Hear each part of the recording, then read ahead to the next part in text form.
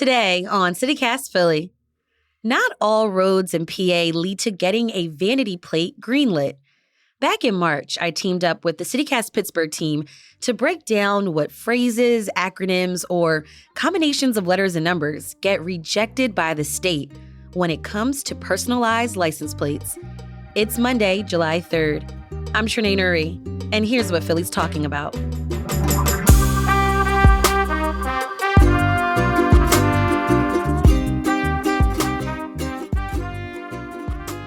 Joining me now is CityCast Pittsburgh's Megan Harris and Elizabeth Kama. Hi. Hey. Hi. Megan, Elizabeth, do you know anyone who has a vanity plate? I do not personally, but I will always see like the mistakes or the funny ones on Twitter, like on my thing. Like, can you believe someone got this? I have several friends with like an idea of what they want, right? But like none of us have actually taken that next step of going to actually get one. Yeah, I've seen there's some that catch my eye, especially the ones that have my initials or special like birthday years of people, like loved ones, things like that. Yeah. But yeah, I've never actually gotten a vanity plate. I was just so happy to get my license and like start driving. I wasn't like, let me get a personalized plate. Like, no. No. And I love the vanity, like the plate covers too that have like, your sports team or whatever. I was big into those when I was younger. Or an airbrush. That's a real throwback. Well, how about the bejeweled ones? Right. Oh my goodness. Well, I don't know much about Bejeweled, but I have been looking into PennDOT's like rejected license plates. And so to see like what's safe, what's not safe, what they're going to reject, what they're not going to reject.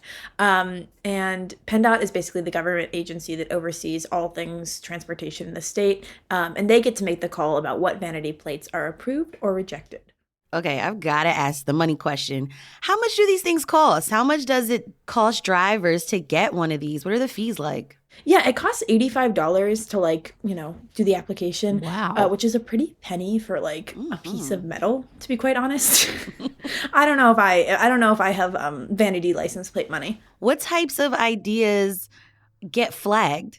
Yeah, I mean, so there's some obvious ones. If someone already has it, that's like the biggest thing. You can't have two people with the same license plate.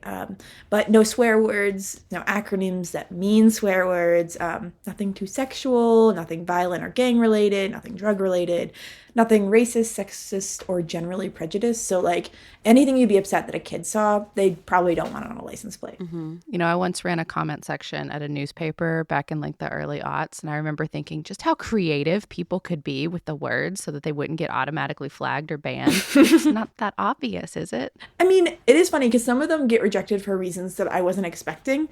Oh. So like if they were government adjacent. You mean like impersonating a government official or something? Yeah, like if you had like FBI, like you can't have that as a vanity license plate. I am a cop. Yeah, that is not allowed. I am cop 88. Yeah. I don't know. I'm not quite sure who you'd fool, but they're worried. Also, if they're purposefully hard to read, that's another thing. References to gambling aren't allowed. I feel like that's like a remnant of our Quaker past. One of the ones that I asked repeatedly why, but I was never given an answer, was references to excretory functions. So pee, poop, fart. Not allowed. And I think that also fits within the lewd or vulgar, which is like a different standard than sexual, but was never clearly lined out for me by PennDOT. Yeah, because I was like, vulgar seems very vague. I totally agree. And like their whole list can sometimes seem vague. So I decided to do a very unscientific data analysis of the list. They actually release a list of all the licenses that they rejected every year. So I kind of like went through the list. Mm-hmm. It was 1,211 license plates. So a lot. Oh my God. For $85 each, that's so much money. It's a lot. They got to pay for the potholes somehow. Oh my God. So I basically just kind of like assigned them a value being like, okay, like, is this violent? Is this like vulgar, sexual, crude? Like, why would this get rejected? And I also, put some fun categories in there too. Like, I have no clue what this means, why it's here. And also like, I personally believe that this one should have been allowed under my moral guideline, which I'm sure PennDOT is very interested in, specifically what I think. Of course. Always so dedicated to your craft, Elizabeth. I guess, kind of along the lines of like your categories here, how many do you feel like you did know? I mean, you are a Zoomer, so I assume you're pretty up on at least some of the stuff. Megan. I may be a chronically online 20-something teenage girl, but I was clueless. I did not understand what 48% of 48%? That's a huge number. It's so large. I just had no clue. Wait, is that a good thing though? Does that mean that you're innocent? Give us some examples. Okay, well, I had no clue what FYPM meant. Like, I don't know. There's an organization in my college that was like first year players, and it was like an acting organization. So I was like, that is not what that means, Elizabeth. Wait, what does it mean? I don't know. F you pay me? Oh. Brought to us by our own Rihanna, of course. I think that's legit where I heard it the first time. I don't know if that's coined by her. Well, I mean, bangers on bangers. That's so And so PennDOT would flag that? PennDOT flagged it and they rejected it. They said, no, you can't get a license plate that says that. Wow. There were some that I had no clue why they were rejected. Like I was like, this does not seem offensive. This does not seem like it fit like any of the categories. So no tofu was one. Oh, that's so sweet. That's wholesome. Yeah, I mean, it was all one word, so maybe FU got flagged, but no tofu, I feel like should have been allowed. Yeah. Pagan was also not allowed. Where are my Wiccans at? They want some representation. Yeah, I feel like that one's back to the Quaker thing. Oh, I see. Okay. Yeah, moisting. I like moist is like, I know, a controversial word, but I didn't realize that PennDOT would be like, nah, too controversial. The letters D-O together, do. Like in any form? Just the letter do. Like that was the license plate submission and that was rejected. Oh, well, maybe because it's only 2 characters. But what if it was something like do vote, go vote, like something positive? Like, do you think they'll flag that? I don't know. I mean, I didn't see anything like do vote, do, anything positive, but D-O, the word do, which, I use quite a bit. Sorry to PennDOT. I do things. So, maybe I need to be censored. Okay, Elizabeth, from your analysis, what would you say was the biggest reason why some vanity plate applications got rejected? Well, 41.6% had some sort of like swear word involved, whether that would be like an acronym or like some people just, they fully submitted like a fully written out swear word. Bold. Yeah, truly. They were like, this will go through. $85, that's fine. And on the flip side, only like 5 people wanted license plates that were like FBI or like government, assigned license plates. I should mention, if these percents aren't like adding up for people, some of the license plates contained multitudes. They could be both sexual and incorporate swear words or be violent and gang related. So, they're a little complex. Overachievers. Layers. Are there any on the list that you personally think then should have been allowed? Okay, I have a few that I would have loved to see on the streets just because the people were telling on themselves a little bit. There were several fart license plates that I just feel like should have been allowed because they weren't harmful, just a little crude, and you'd like know to avoid those drivers. Like, you're like, okay, if they're, spending $85 on a fart vanity license plate, maybe I don't tailgate them. Maybe that's not your preferred maturity level. Yeah. There were a few that I thought were funny or sweet, like fuck cancer or F burpees, which are both sentiments I agree with. Oh God, yes. I would have loved to see those. I agree with them. I mean, I was okay with most of PennDOT's decisions. I only disagreed with like 0.01% of them. And most of those I understood why PennDOT like rejected it in the first place. I was just like, under my moral standards, these should be on the roads. So the process of accepting or rejecting vanity plates, Elizabeth, how does this all work? I mean, I was fascinated by that. I actually spoke to someone from PennDOT about the process, Diego Sandino. He's the press officer for driver and vehicle services at PennDOT. He actually walked me through the whole process. So first things first, there's like a group of employees that have a weekly meeting to go over new vanity license plate applications. Wow. That must be such a fun meeting, I think. I don't know. Like, a lot of Googling. Right. Everyone's like cracking up. Like. Yeah. But basically, they make sure that no one has the license plate. They see if it's on the previously rejected list. That's like an easy, okay, no. But, if they're not seeing it on those things, then it comes to them to start Googling and looking up to what Diego referred to as a slang dictionary. So Urban Dictionary. I asked him several times what the tools were, and he just kept on repeating the terms internal tools and slang and acronym dictionaries. Would not confirm or deny Urban Dictionary in the Yeah. My assumption is that, yes, they are probably furiously searching on Urban Dictionary. Yes. So when can drivers expect to hear from PennDOT? Like, how long does it take for an application to go through from filing it to either getting the plate or getting that notice of rejection? Yeah, and do you get your money back if you get rejected? Right. Like, this is a lot of money, y'all. So the timeline, so to answer the first question, the timeline can take a while. If it shows up on the list or it's already in circulation, it's an easy no. You immediately get your rejection. But they have so many that they have to do this weekly meeting, and they have busy times of year, less busy times of year. But they really interrogate every little thing because as Diego Sandina says, they take it really seriously. But basically, they do this weekly because if not, it does take some time to kind of go through and make sure that nothing out there is offensive or contradictory to PennDOT's mission. And ideally, we don't want anything out there also that is just promoting something against traffic safety, right? They're used for official business, and it's related to PennDOT, law enforcement, and again, motor vehicle and traffic safety. We want to make sure that all these license plates follow what we expect and what we want Pennsylvania license plate to say. It always comes back to law enforcement.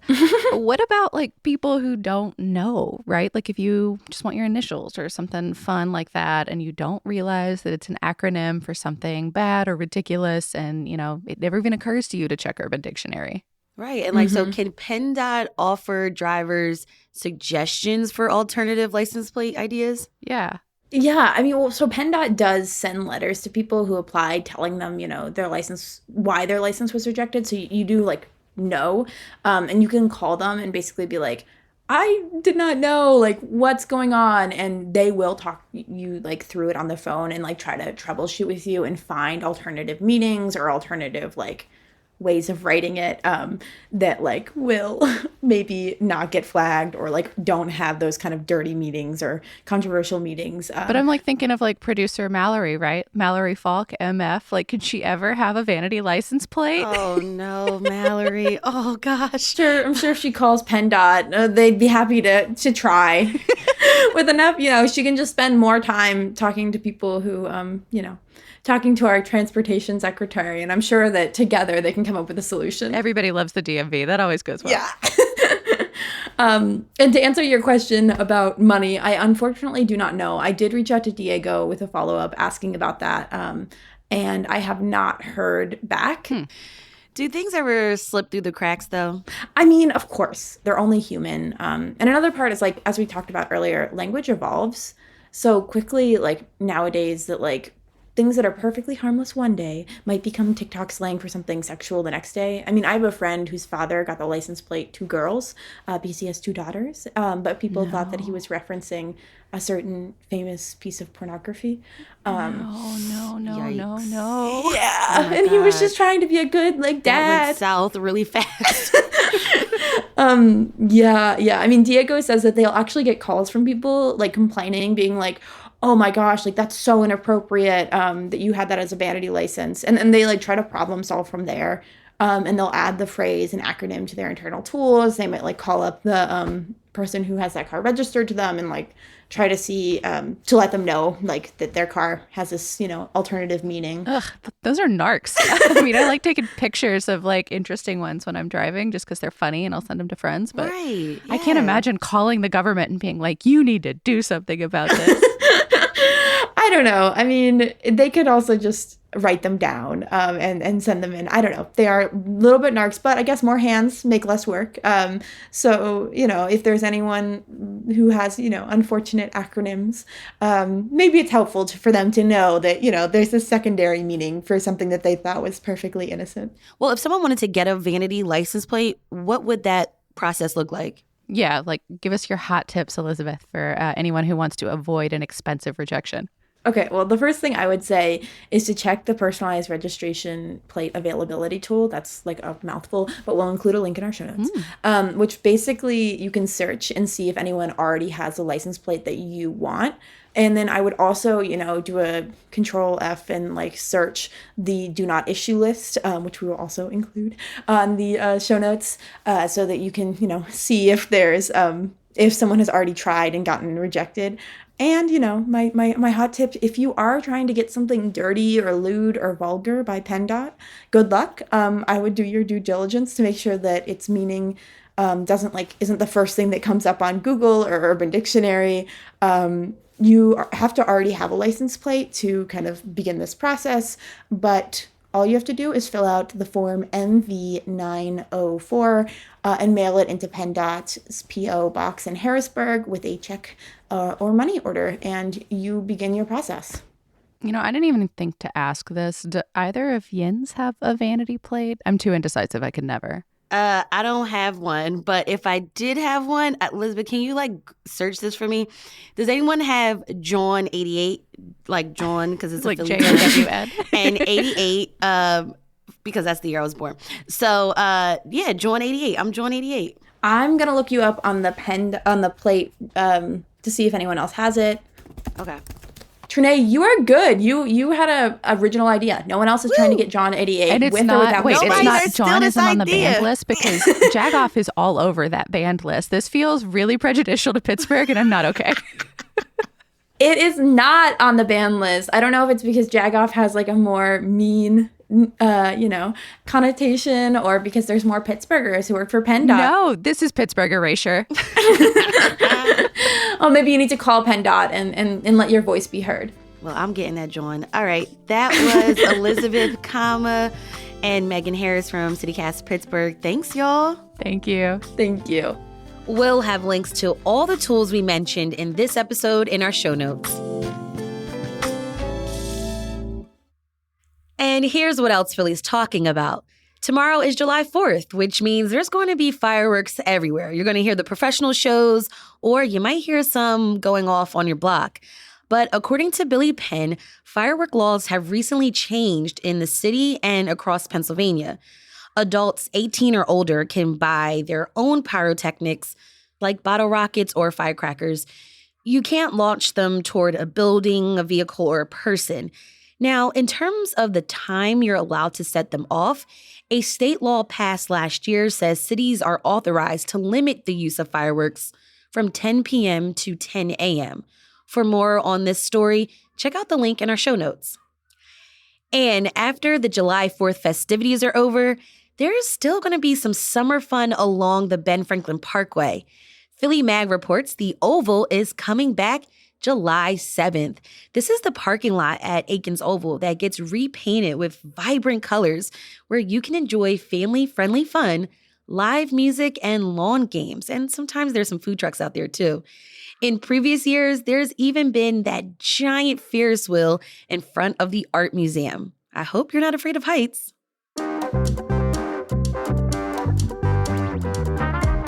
That's all for today here on CityCast Philly.